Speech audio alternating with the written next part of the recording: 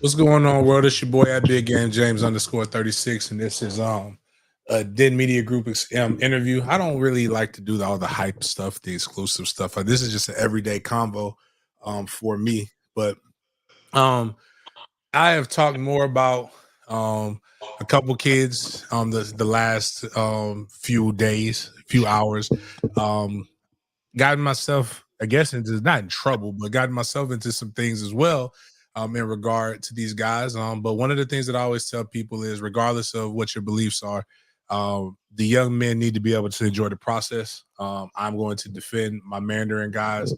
And I don't care. I tell them all that I played at Florida State. There's nothing that I can do to ever erase that. There's this thing called Getty Images. When you look my name up, it shows me with Florida State. It get real weird if I became a non-Florida State fan. But I am a fan of the guys that I influence and the guys that I'm around. And I also am a fan of their stories and how I've seen them grow.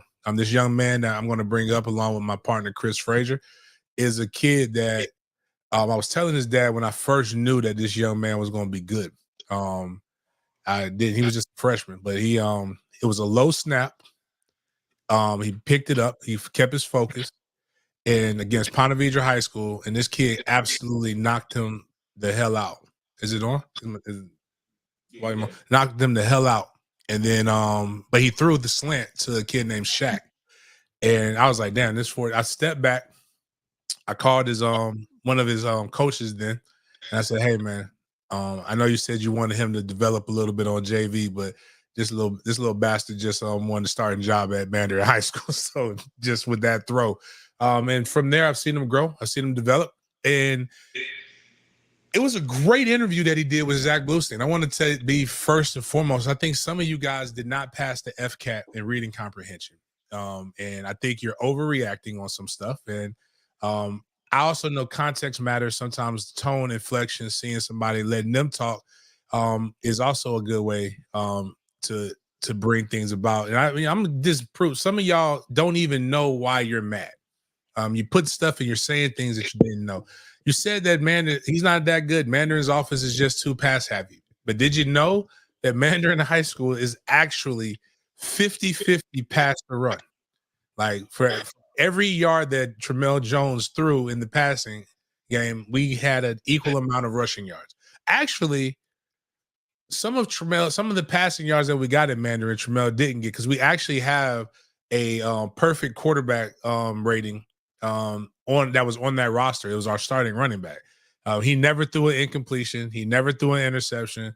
He is flawed, but he's a good kid. But without further ado, I'm going to bring Tramell Jones up and bring my partner Chris Frazier up, and we're going to be talking about just what's going on. I even went on double fries and coleslaw, and I was talking with them about Tramell, and I'm just like, I didn't know that it was a big deal.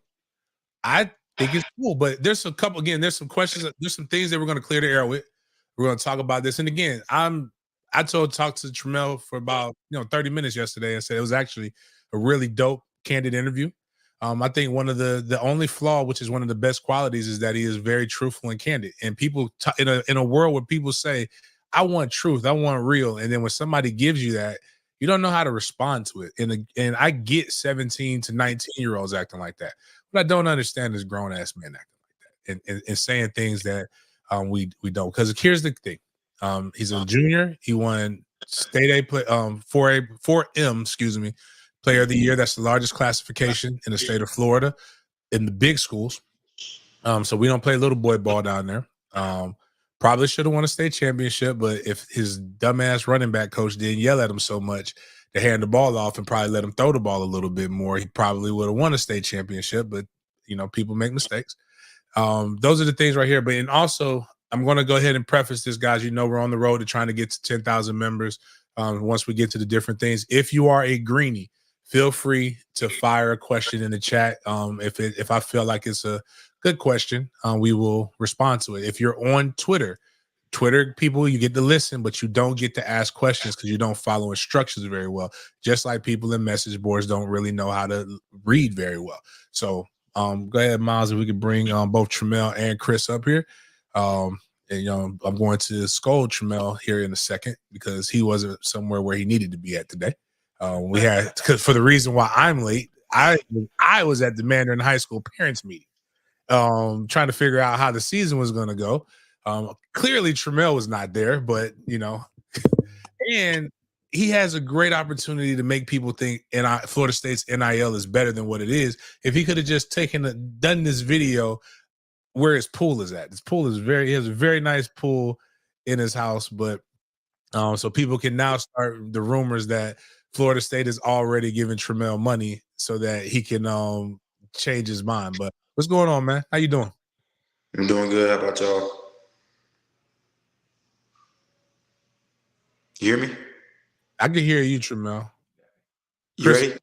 but Okay. all right, so let's before we even get into why people are mad, tell me about the recruiting experience for you, Tramell.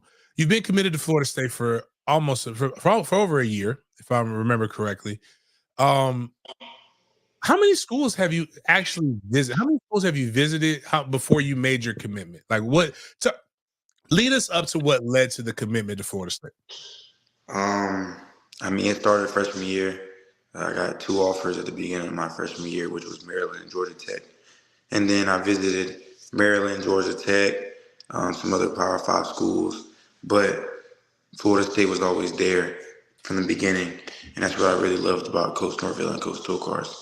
So that's really the real reason why I'm committed to FSU. Have you taken how many visits, like not even have an OV, like even unofficial visits? Like, have you gone to the Alabamas of the world during the game? Have you gone to how many, could you compare?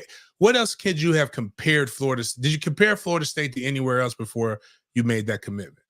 No, I've probably been on triple the visits I've been on anywhere else.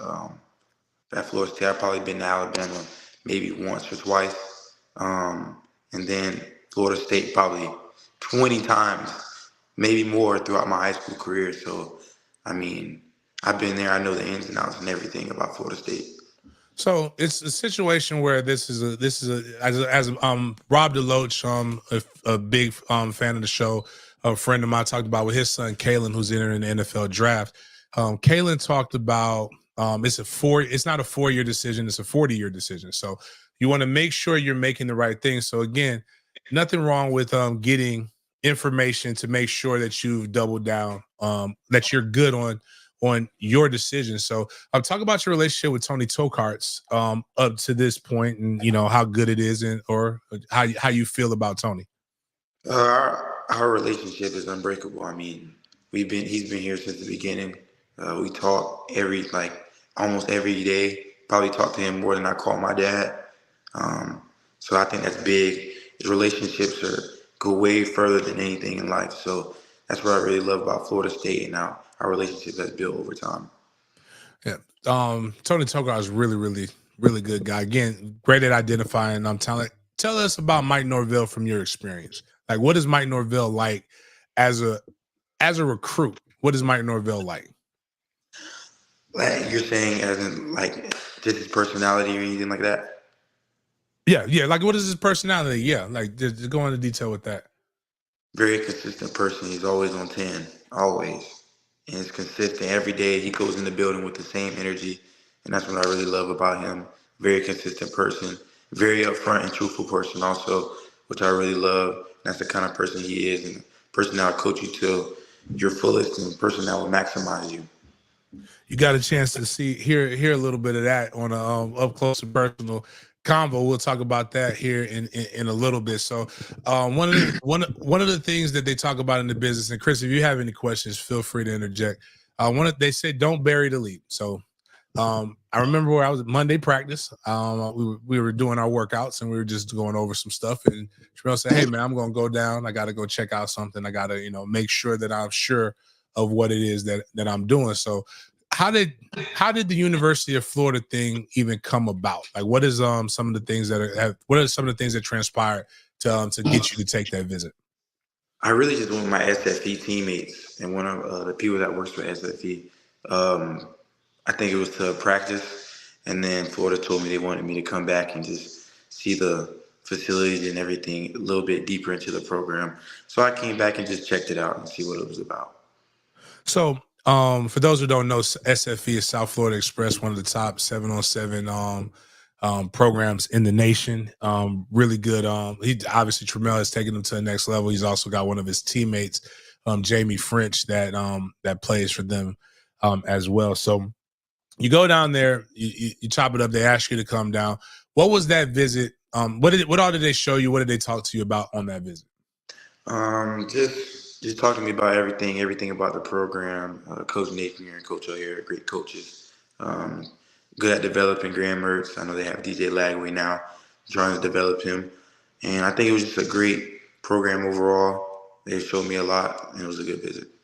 Okay, cool. So where did you go? Where were you at? Where did you go immediately after that? Like, did you just like hang out? Did you stay in Gainesville, or did you like go check out? Where did you go the next a few days later? Where were you at? I was at Florida State. Yeah, I showed up to the spring game just to show the people that this is home. This is where I really want to be. And I think it was really just to show that I'm coming to the spring game to really just see how the offense was and really just reassure everyone that I'm a Noah. So you mean to tell me you were in Hogtown and then you decided to come to Tallahassee? And so what the hell is everybody? I'm gonna tell you this right here. One, don't do that again. Two, without letting me know. Two, I get more information, people telling me about the guys that I could actually pick up the phone and call from other sites than I know. I be getting curious too. So the fans who spazzed out, I get it. I see the kids damn near every day. And sometimes I'm like, what? Wait a minute. Is he leaving? Hold on, let me call them real quick. Then it's never what it really is. What it sounds like for though, and again, I wanted him to be able, you guys to hear it from his voice and to be able to talk about it. I tell people my story all the time. I went on 5 official visits, and you guys know how many times I committed? I committed 5 times. Official visits are fun. It's a very difficult decision. And that's not even an official visit, but you want to be able to you want to be able to take everything in perspective. And as Tramell told you with his own words, is he hasn't been to a lot of different things, and it's cool to be able to just place it on there. And I'm not gonna say how I feel about some things because he still is a recruit, and I don't want him to get in the crossfire. But you guys know how I feel about a certain program, off of 75, and just where they're coming at. But we actually had one good question that we'll get into, and we'll get to more of the serious things here in a second. What do you want to major in, Tramell? Somebody asked that. Aaron Bailey just asked, what is something you want to major in college? Sports management. Yes, sir. More of the business side of it. I'm trying to figure out what I'm going to do for the undergrad, and then I'll take it from there for the next steps. Okay. You have something, Chris? Yeah. Tramell, I think people get off of their rocker because a young man takes visits. I thought that's what y'all were supposed to do personally, but it doesn't seem to me from everything that when I've heard from Mike or when talking to him, as in Mike Norvell, he doesn't seem to discourage you guys from taking visits other places. I don't want to say that he encourages it, but he almost says, I want you to make sure you want to be here as bad as we want you here. It's kind of how I feel that he speaks. Does that stand out to you as far as Mike's like, I don't know that he says this word for word, but close to this. Take the visits that you want to take. Make sure you want to be here because we want you here. Do other schools encourage you to take visits other places, or they don't even bring it up? They asked me to come visit, but I'm not really looking to go everywhere. I mean, that's not what I do, of course, but I mean, that's exactly what Coach Norvell was saying.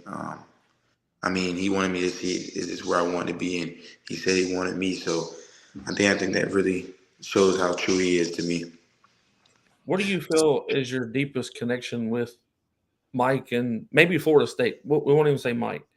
What is it that caught your attention from Florida State? Is there something in particular? Definitely the fans, especially when I went to the game. It was pretty crazy. It had goosebumps all over me just to hear that war chant across the stadium, see all the fans giving the chop. It was pretty cool. So that's what I really liked the most. One of the things that's happening in today's game is you see kids obviously transfer a lot and do different things.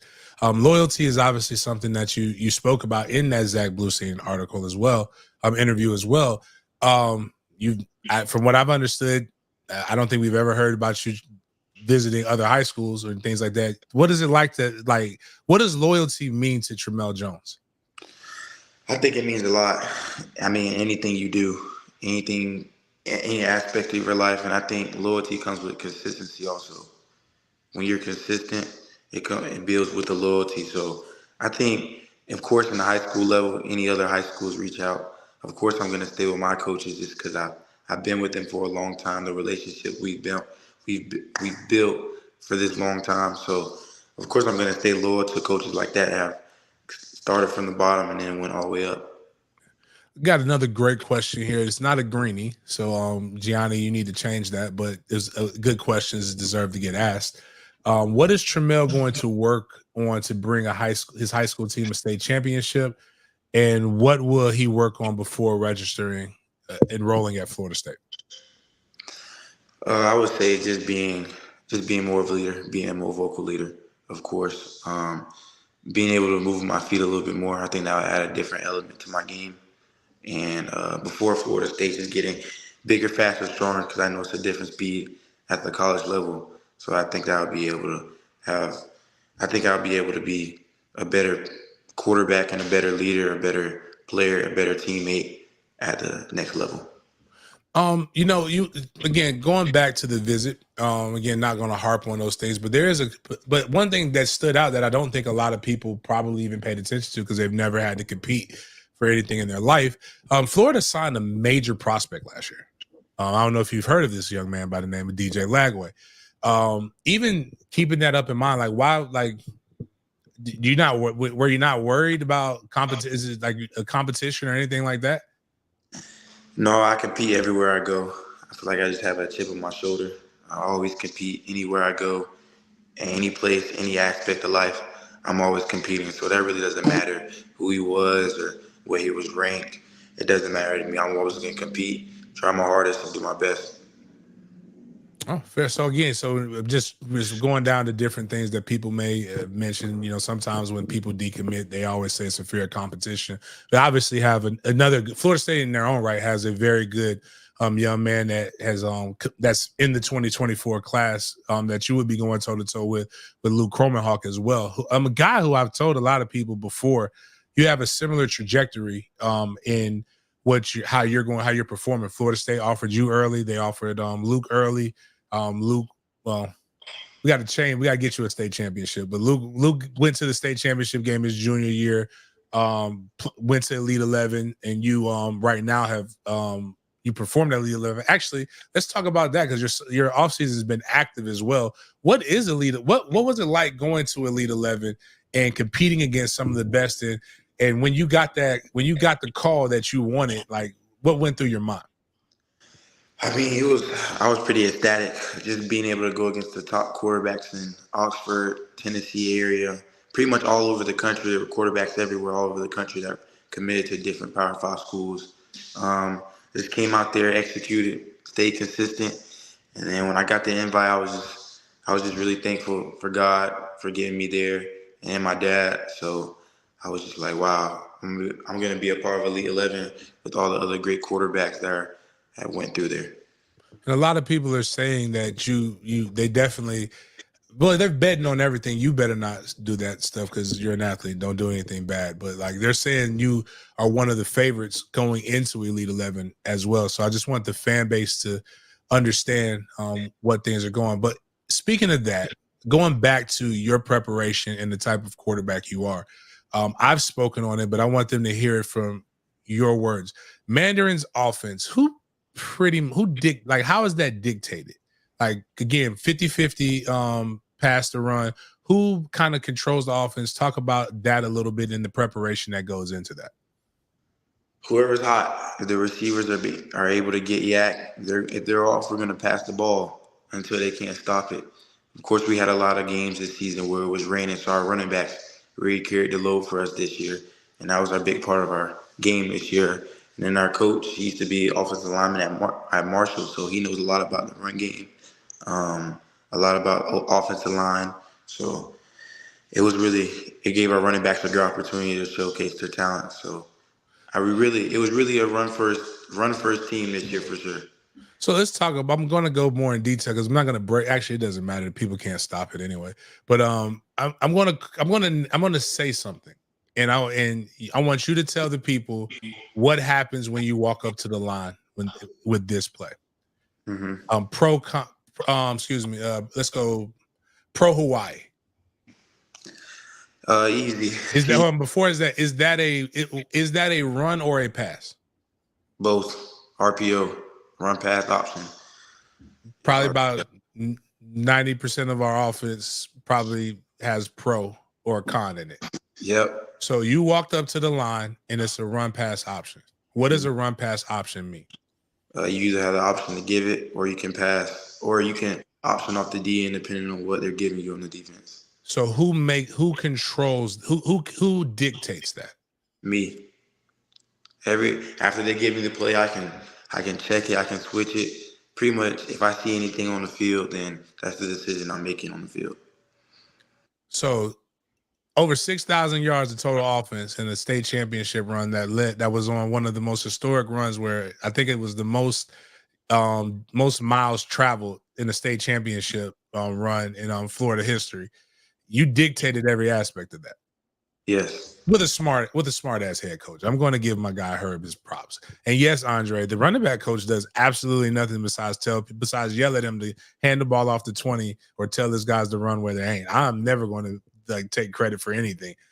Those guys are good. But just again, so people can understand that, again, I wanted people to hear this because I've said this before. The Tramell probably could have thrown for more career yards, but unlike most high school quarterbacks, he is actually given a lot of stuff way earlier than a lot of people do, which is why he is highly coveted. Which is why he isn't just like every other quarterback. So he does a great job. So going back to that, what are the things that coaches are telling you, in particular Florida State coaches? What do they say like your strengths are and how you match what it is that Florida State's offense does? My strengths for sure are being able to know where I'm going with the ball before the play even happens. Just being able to recognize the coverage before the play, being able to recognize my matchups, and then I'd say my weakness probably being just happy feet in the pocket. Just being able to stay in the pocket a little longer without having to take off and run or try to extend the play. So I think that's just something that I've been working on this offseason and I'll implement in my game next season. Okay. Going back to the recruitment. So 2025 class is a class that a lot of people have a lot of expectations for, a lot of hype. What are some guys that if you were able to pick the perfect offensive 2025 recruiting class, what would that look like for Tramell Jones? Because you obviously when you're QB1, you obviously have to do recruiting. Of course, I'm gonna pick my guy Jamie French, Vernell Brown, Byron Lewis, offensive line. Byron Lewis just committed today, I believe, or was it it was a trend, a crystal ball? It was a trend. Of course, Solomon Thomas, my guy Max at Seminole, Zaire Addison. On the defensive side, Zay Thomas, bigger defensive back that can play all levels of the secondary. I'll say Tavion Wallace, Jalen Wiggins, and then a couple more pieces also. Yeah, the guy you just talked about from Seminole, I actually got a chance to see him at the spring game. He was there as well. I told him I knew he might be all right when he tackled Tion in the open field. I was like, I thought Tion was about to get 6. Tion is the running back who, again, for those who think Tramell throws the ball entirely too much, Tramell also shared the backfield with the leading rusher in the state of Florida. And Tion, and I think he was the leading point scorer in the state of Florida as well. So a lot of talent at Mandarin High School, doing some really, really good things. Shout out to Coach Toby Bullock, that's there. The only bad thing about that school is their colors are orange and green. Outside of that, very, very good guys who are prepared. Obviously, you're hearing this. Again, if anybody has, we'll take a couple more questions if anybody has some. Or Chris, again, feel free to interject when you want. So out of this, nothing. You are still obviously you're wearing the Florida State shirt, so you're still committed. What did Coach Norvell talk to you about? A little, you don't have to go into detail, but what did Coach Norvell talk to you about? Just the mindset of you handling and how you're handling recruiting right now. Is he spazzing? Is he kind of scared, or is he just like, hey, I know what we got over here. Exactly. He's chill. He's not spazzing at all. He knows what he wants. He knows who he wants to coach, and he knows where he wants me to be. So it's really just if I don't even know how to explain it, but he's not spazzing at all. He's not at all. He's really just saying he already knows who he wants to coach. He knows who he wants. He knows who's number one on his board, and he knows no matter where I go, no matter who I visit, I'm always going to be the guy for him, and that's in my heart. Tramell, what do you think was different maybe about Coach Norvell? I know you've been on an official here at Florida State, but do you feel like there's a different type of maybe respect that's given, or do you respect this? Because I know they say this to recruits, talking to a bunch of them. Did you respect more that they told you what you were good at, or did you respect more of what they told you they could make you good at to fix your flaws? I respect more what they tell me they can make me good at, for sure, because I love the developmental piece about that and how Coach Norvell is he's so real. He's one of the realest coaches I've ever talked to in my life. And that's probably what I really stick with, for just because a lot of coaches aren't upfront and honest, and he is, for sure. And he's been doing that since the beginning. So that's what I really love. So you really like the fact that he was real with you, and instead of just telling you how great you were and everything that was so good about you, which those are important, but you already know where you're at. It's trying to predict where you're going is what's important. So I appreciate that answer. Coach Norvell brings you in the office. Whether it's offering you a scholarship or talking to you. I'll give you an example before you. Everybody talks about Nick Saban when you get into that office and he pushes the button and the door closes, and then all of a sudden you're just like you're surrounded by greatness. Like, what is that moment like when Coach Norvell brings you in? It's kind of like a warming feeling, like an at-home feeling. It's like I'm meant to be there. It's right. It's right. You can see the feel from his office. You have a lot of trophies, a lot of nice things, and it's just a warm, welcoming kind of vibe as soon as I go in there. So that's what I really love about that. So you have how many as of right now official visits planned? How many do you have planned? One and that is to where? Florida State, June 21st to 23rd. Okay, and that's actually the last one that you can visit before the dead period as well. So it's always an important one. So that means there's going to probably be some heavy hitters at that one as well.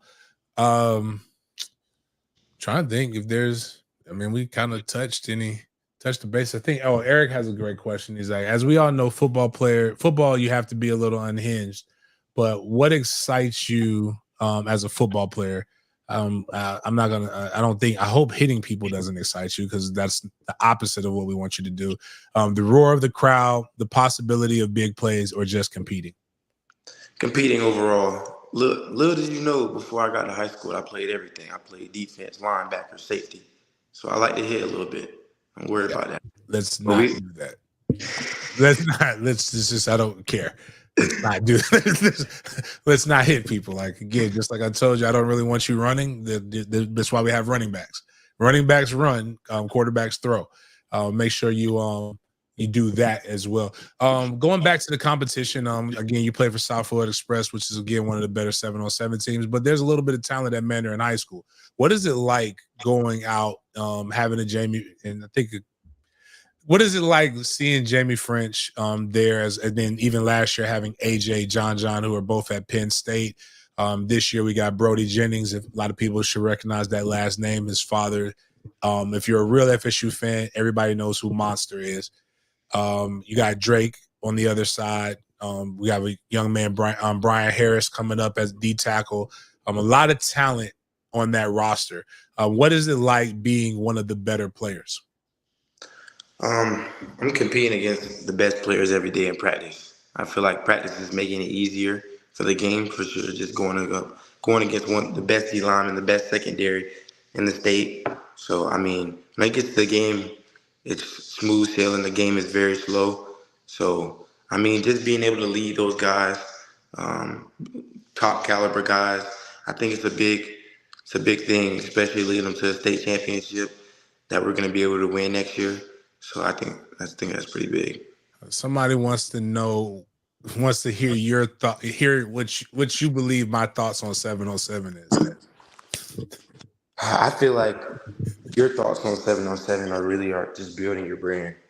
707 gets you a lot of exposure, a lot of followers, a lot of this and that. Just because it's been on NFL Network. That really speaks for itself. It's been on NFL Network, but I feel like if you're injured, and you know if you're injured, if you know you're not supposed to be playing, you want to stay healthy. Don't play 7-on-7 because it gets real serious. What did you think about your ranking at OT7, by the way? I think they had you at 83 overall. Arm strength was a little weak. It was a little disrespectful, or were you cool with that? That was kind of disrespectful. I'm not gonna lie. I've only played OT7 one time, and then they've never really seen me uh, throw or anything like that. So I think it's gonna go up when we play in Orlando, but we're gonna see. I'm out to. I don't know. What the fan base would really like, at least would make my life a lot easier, which it doesn't matter if y'all do this or not. Describe Jamie French and then describe Drake, since those are two of the bigger prospects that most of our fan base knows. And if there's, I don't want you, we're not going to leave out any of your teammates, but if there is a teammate that's in this class coming up, or somebody that you know, who is somebody that everybody else should know? Jamie French, competitor, loves to work at his craft. I've known him since my freshman year. He's a smart player, knows what he's doing on the field at all times. And just building that firm relationship, knowing we're always together, knowing the duo is always going to be connected. Drake Stubbs, great guy. He's different. He's different. He's not like the typical person. He has one speed on the field, and that's full speed, nothing else. And then I would say this coming year, uh, all of our receivers are coming back. I feel like everyone this is a big year for us, to be honest, at Mandarin, the 25 class. And I feel like everybody in the 25 class at Mandarin is going to contribute to the team for us winning this year. There's big anything that you want to leave the FSU fan base with, that they should know about your feelings or about you, as a competitor, and as a person. I'm 100% locked in with the nose. I'm coming in to compete and work and nothing else.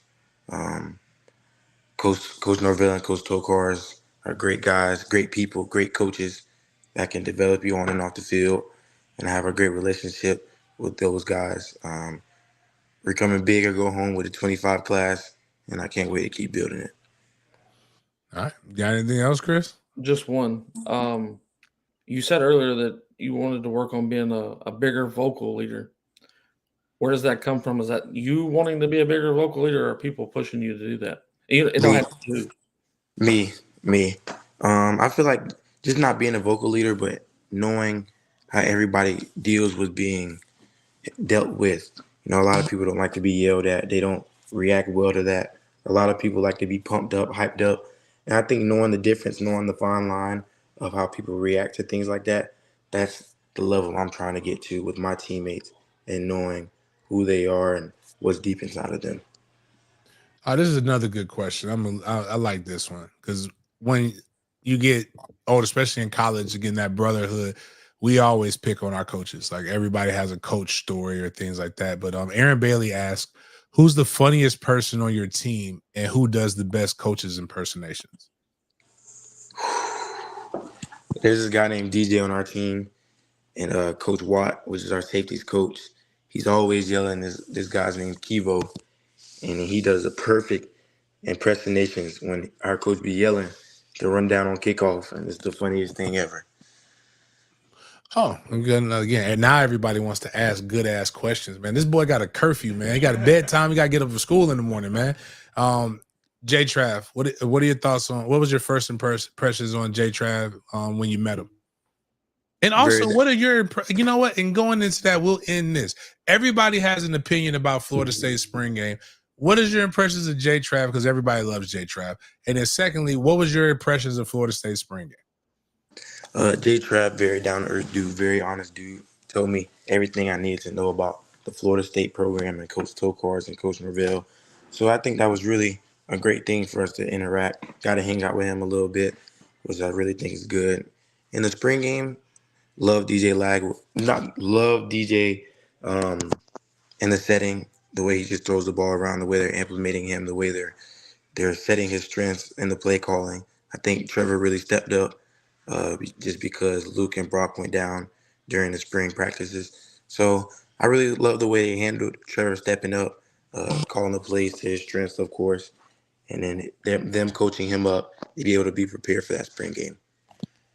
That's good. A little good evaluation there. Again, wanted to go in and bring in some guys in the class. You heard the things from his mouth. Again, let people enjoy the process.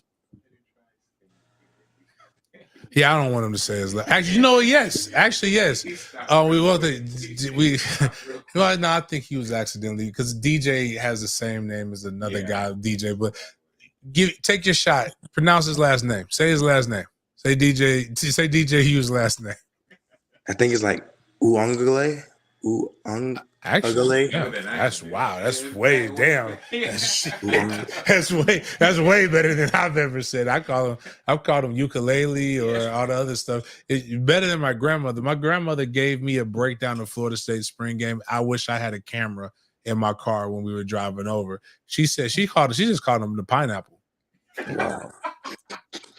She's 85, dog. She's 85. She says the first thing on her mind. She doesn't care. Like, she's just like, I've lived a long life. I get to do what I want to do. So, anyways, man, appreciate you, Tramell, coming on.